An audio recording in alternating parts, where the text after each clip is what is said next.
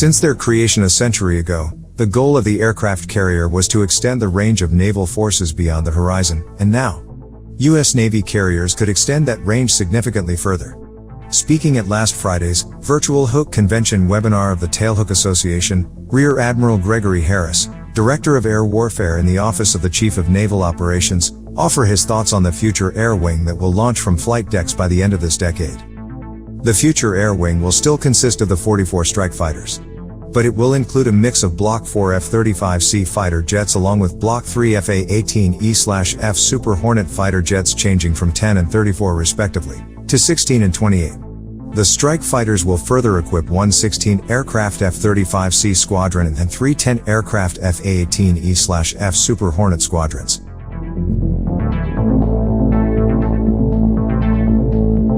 The balance of the aircraft in the wing will be filled by configurations including 5 to 7 EA-18G Growler electronic combat aircraft, 5 E-2D advanced Hawkeye command and control aircraft, 6 to 10 MH-60 Seahawks helicopters, 3 CMV-22B Osprey carrier onboard delivery aircraft, and 5 to 9 MQ-9 Stingray aerial tanker unmanned aircraft.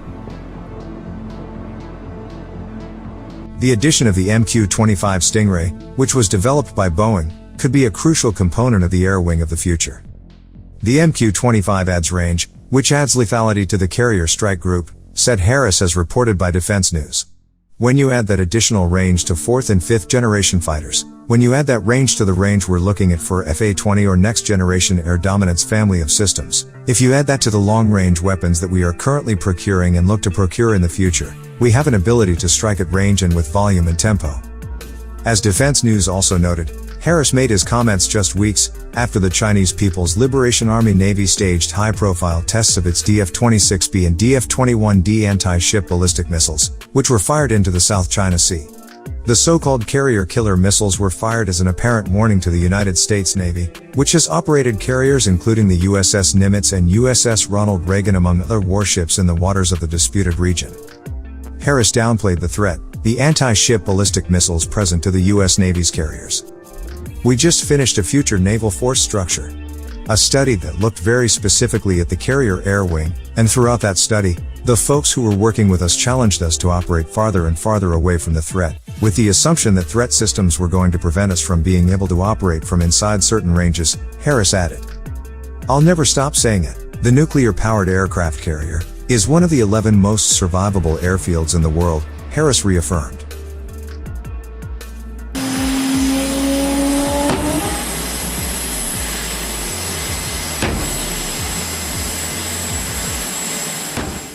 You put on top of that a flexible carrier air wing, and supported by a carrier strike group and all the capabilities that are resident with our Flight 3 DDGs and the rest of our systems, you have an amazing capability that is able to strike at range, at depth, and with volume.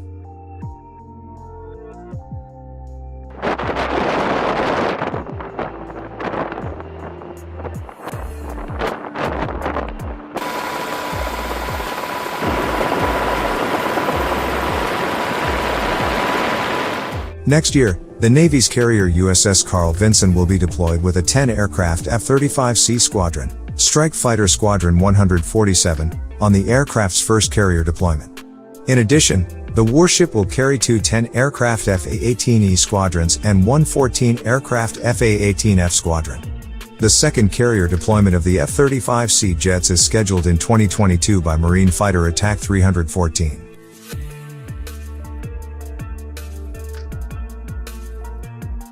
In addition, members of Marine Fighter Attack Squadron 211 Marine Aircraft Group 13, 3rd Marine Aircraft Wing, and 10 of the U.S. Marine Corps 5th Generation multi-role fighter jets arrived at RAF Station Marham, home to the British F-35 jets, to begin training for deployment on the new Royal Navy carrier HMS Queen Elizabeth.